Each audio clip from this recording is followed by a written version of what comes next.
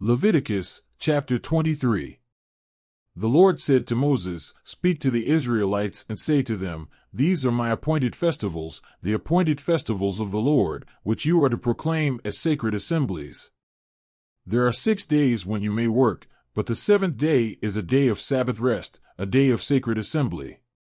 You are not to do any work. Wherever you live, it is a Sabbath to the Lord. These are the Lord's appointed festivals, the sacred assemblies you are to proclaim at their appointed times. The Lord's Passover begins at twilight on the 14th day of the first month. On the 15th day of that month the Lord's festival of unleavened bread begins. For 7 days you must eat bread made without yeast. On the first day hold a sacred assembly and do no regular work. For 7 days present a food offering to the Lord. And on the 7th day hold a sacred assembly and do no regular work. The Lord said to Moses, "Speak to the Israelites and say to them, When you enter the land I am going to give you and you reap its harvest, bring to the priest a sheaf of the first grain you harvest. He is to wave the sheaf before the Lord so it will be accepted on your behalf. The priest is to wave it on the day after the Sabbath. On the day you wave the sheaf, you must sacrifice as a burnt offering to the Lord a lamb a year old without defect, together with its grain offering of 2/10 of an ephah of the finest flour mixed with olive oil, a food offering presented to the Lord, a pleasing aroma, and its drink offering of 1/4 of a hin of wine. You must not eat any bread, or roasted or new grain, until the very day you bring this offering to your God. This is to be a lasting ordinance for the generations to come, wherever you live. From the day after the Sabbath, the day you brought the sheaf of the wave offering, count off 7 full weeks. Count off 50 days up to the day after the 7th Sabbath, and then present an offering of new grain to the Lord. From wherever you live, bring 2 loaves made of 2/10 of an ephah of the finest flour, baked with yeast, as a wave offering of first fruits to the Lord. Present with this bread 7 male lambs, each a year old and without defect, 1 young bull and 2 rams. They will be a burnt offering to the Lord, together with their grain offerings and drink offerings, a food offering, an aroma pleasing to the Lord. Then sacrifice 1 male goat for a sin offering and 2 lambs, each a year old, for a fellowship offering. The priest is to wave the 2 lambs before the Lord as a wave offering, together with the bread of the first fruits. They are a sacred offering to the Lord for the priest. On that same day you are to proclaim a sacred assembly and do no regular work.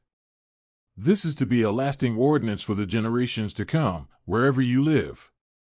When you reap the harvest of your land, do not reap to the very edges of your field or gather the gleanings of your harvest. Leave them for the poor and for the foreigner residing among you. I am the Lord your God. The Lord said to Moses, "Say to the Israelites, On the first day of the 7th month you are to have a day of Sabbath rest, a sacred assembly commemorated with trumpet blasts. Do no regular work, but present a food offering to the Lord." The Lord said to Moses, "The 10th day of this 7th month is the Day of Atonement. Hold a sacred assembly and deny yourselves, and present a food offering to the Lord. Do not do any work on that day, because it is the Day of Atonement, when atonement is made for you before the Lord your God. Those who do not deny themselves on that day must be cut off from their people.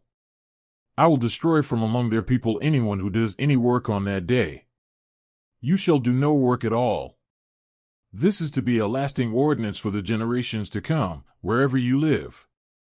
It is a day of Sabbath rest for you, and you must deny yourselves.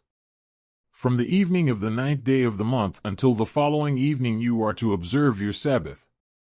The Lord said to Moses, "Say to the Israelites, On the 15th day of the 7th month the Lord's festival of tabernacles begins, and it lasts for 7 days.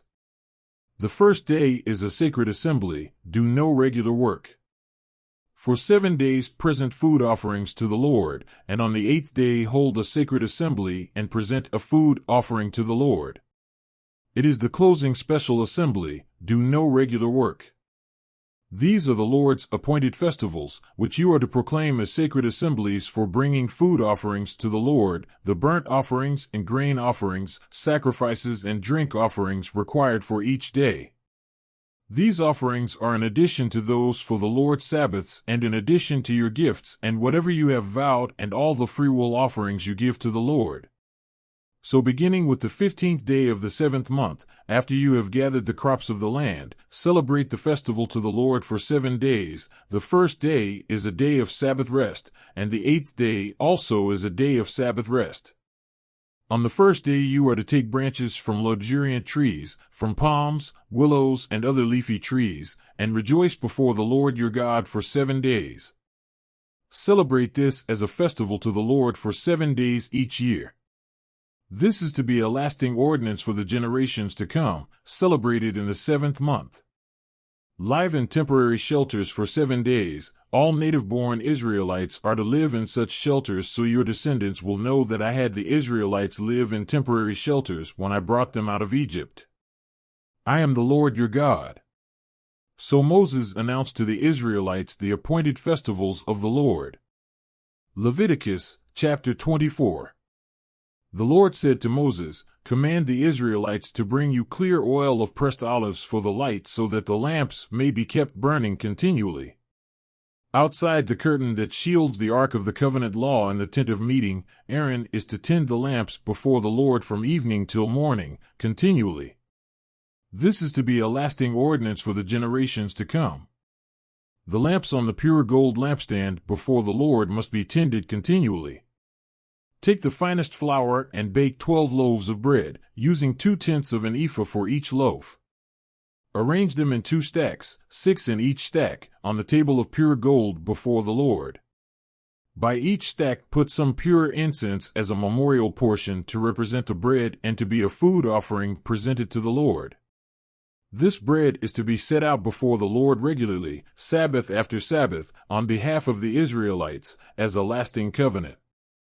It belongs to Aaron and his sons, who are to eat it in the sanctuary area, because it is a most holy part of their perpetual share of the food offerings presented to the Lord.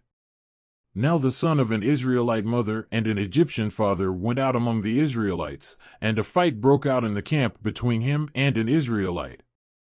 The son of the Israelite woman blasphemed the name with a curse, so they brought him to Moses. His mother's name was Shelemith, the daughter of Dibri the Danite. They put him in custody until the will of the Lord should be made clear to them.